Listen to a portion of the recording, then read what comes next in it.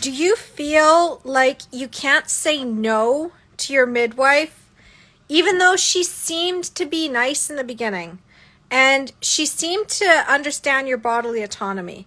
There might be a test or a procedure or a protocol that she's not budging on.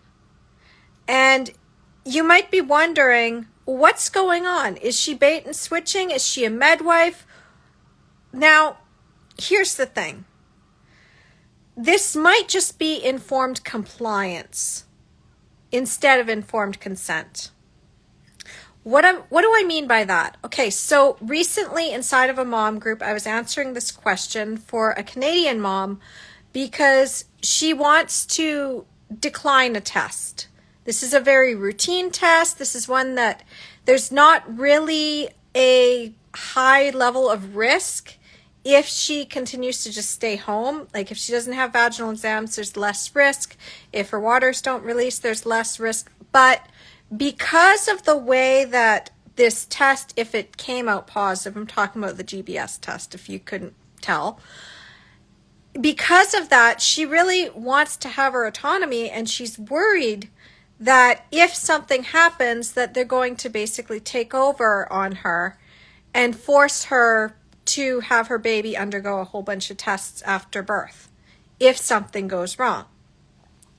Now, the thing that you need to understand, as I talked about before, about the fear traps, and I've talked about the fear-based decision making, is that when you're only looking at, well, what could go wrong, you're playing right into the medical system's hands. Now, I happen to have family members who were in the medical system working as professionals, and they would tell me things about how the insurance companies would push them from making one drug to making something else. The thing you need to understand is that oftentimes what's happening, especially in medical systems where we have free healthcare, but also in the States too, is that insurance companies also have midwives and doctors carrying insurance. Now, unfortunately, the stigma is that midwives are not as good as doctors. Like, this is in our cultural context. It's a witch hunt. So if you have a midwife and they have to carry insurance, that insurance is more expensive than what a doctor would have to pay for a premium. And often this is also, midwives are not paid as much as doctors. Even though midwives are the protectors of physiological birth, they are not paid as much. And because of that, having the insurance companies deny them or up their premiums or drop them as a client for non-compliance in the protocols can be devastating consequences. So what's really going on is that the insurance companies, who don't understand birth, by the way, have this idea about risk. So say there is a 1% chance of a catastrophic outcome if another risk of 0.1% happens. And it looks like they're going to have to pay out a lot of money for that 0.1% risk if it does become the worst case scenario. And then over here, they have intervention that will reduce that risk a lot more so that it doesn't happen.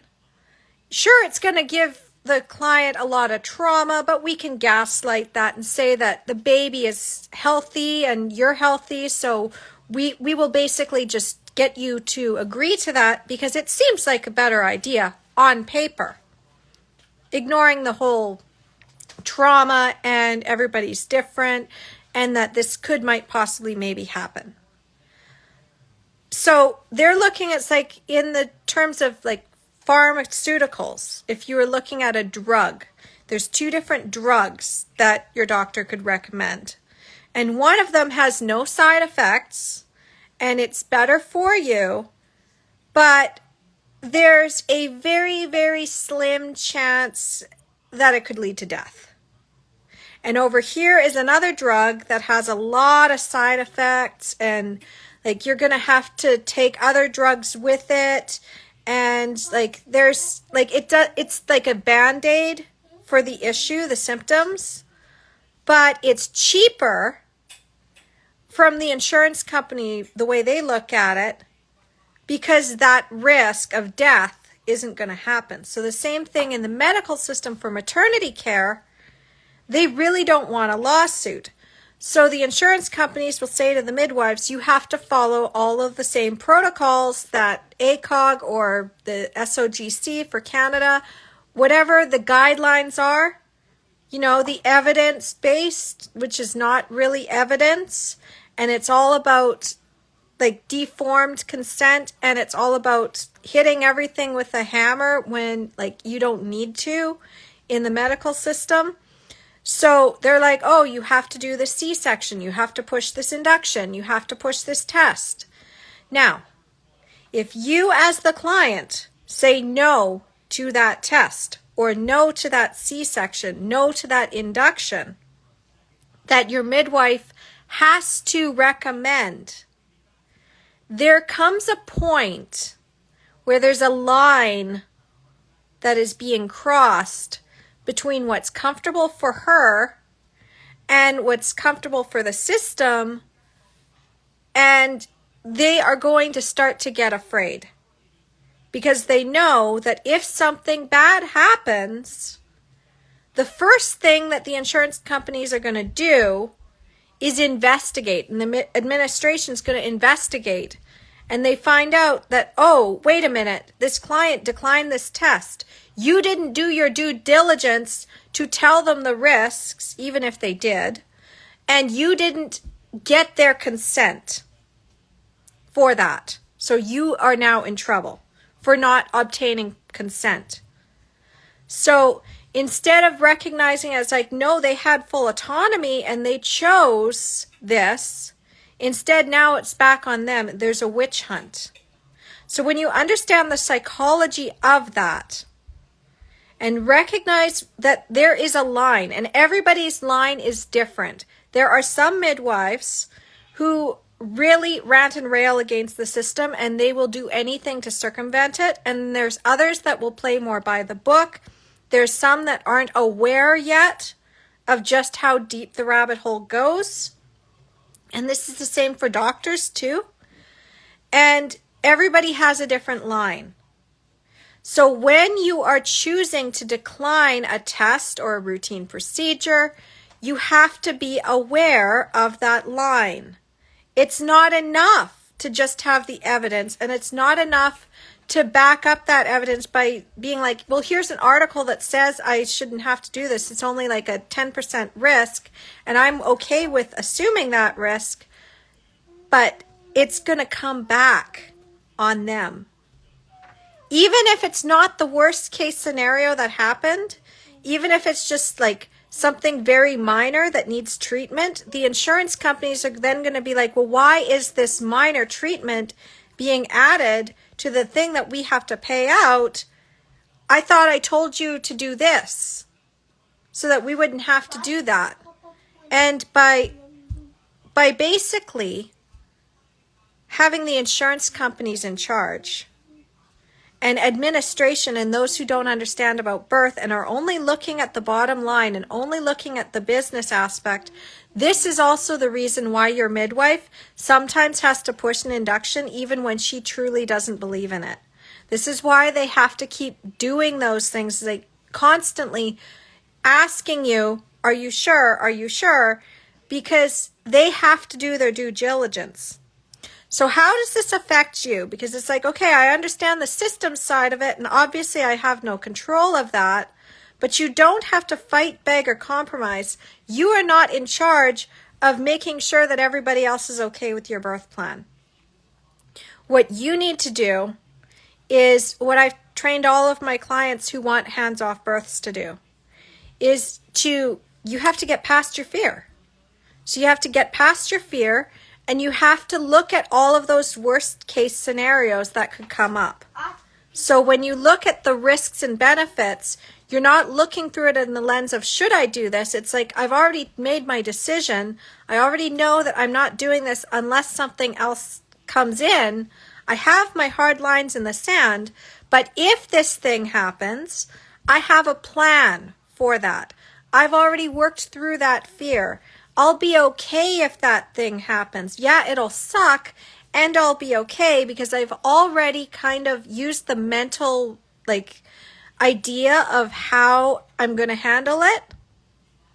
And then that way, when the medical system tries to tell you about the could, might, possibly, maybe happens, and tries to get your deformed consent from it, the informed compliance, it doesn't work.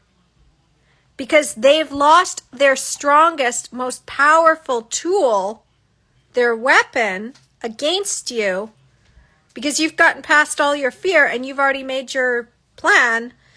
And if you follow what I teach about birth advocacy as well, I have a toolkit. You can go and get it on my website, empoweringmomsbirth.com/toolkit. It will tell you about the 4 different ways that your midwife or OB will be saying no, and their fears that are coming up, and what you need to really understand in the psychology of it, so that you can go ahead and continue to decline, and they're not going to get triggered by it, and they're not going to keep pushing back. Unless you have a category 5, and you already know, you don't want a category 5 care provider. If you have one of those, you're just going to have to be so comfortable and confident in yourself that you don't care if they even threaten you, because you're not going to give in. But it's always better to just stay away from the category 5s if you can help it. So again, you go to empoweringmomsbirth.com/toolkit. I'm really going to make sure that you know all that you need to know, because a lot of childbirth education is focused on natural birth. But when you get into the system, it's a lot more complicated than that. Because even if there is a care provider that does support natural birth, their colleagues may not. And their facility, their hospital, may not. And the insurance company that they carry insurance under may not. So there's a line, there's an invisible line that you need to kind of figure out where it is, which is why you need to create your birth plan at the beginning of your pregnancy, not the end, so that you can go and hire your care provider and figure out where their hard lines are and see if that aligns with what you want. Because if they have very, very strict hard lines, that can restrict your options on how you can get them to work with you. And then that puts you in fear, that puts you at odds against the medical system, and they can also use your partner against you. So it's incredibly important that you recognize you have to have your birth plan very conscious. You need to get past your fear. You need to have your backup plans in place, and you need to know what's going on within the medical system. And honestly, there's some birth workers out there that won't go into that system. They deliberately refuse to be certified because they recognize what happens when you allow somebody else to tell you how you can practice. So again, if you want that birth advocacy report, just go to empoweringmomsbirth.com/toolkit. There's also some additional guides as well. So this toolkit is basically everything you need to get started on your empowered birth journey. Because again, I have 3 paths for empowered birth. One is the do-it-yourself. You can piece together everything from my videos and my guides and my book, because now that's also on YouTube, and everything else that I share on my social media. You can piece it all together, including the newsletter, and you can get the whole map for empowered birth. Then if that is a lot of work and you're like, I don't want to have to piece it together, I want it in a more strategic format, I don't mind spending a little bit of money, I don't mind investing some time into going through a course, I do have your Empowered Birth Academy now. It's affordable. It's got everything that you need for birth advocacy plus the natural birth. And I keep adding to this as well. So there's Your Empowered Birth Academy. It's completely self-study. If you have any questions, you do have email support with that course. And then finally, the last path, of course, is coaching with me, but I only take on 1 or 2 clients per year. So again, if you want to get the map, all you have to do is go to empoweringmomsbirth.com/toolkit.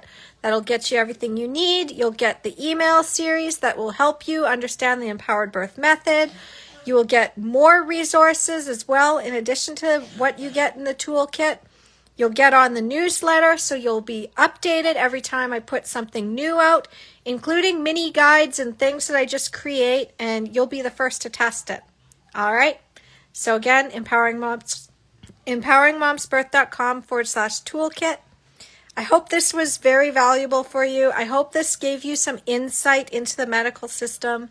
And if you found value in these videos, then please like, share, subscribe, pay it forward, get this message out there, because honestly, I'm just really, really tired of the medical system scaring moms and gaslighting them and causing all this birth trauma. The impact that it has on families and how women see their bodies after birth, it just breaks my heart. And if I can help you avoid that, or avoid being re-traumatized, help you get your power back, then that makes it all worth it to share this stuff for free for you. All right? So I'm going to go back to spending time with my kids. I love you, and I will talk to you soon. Bye.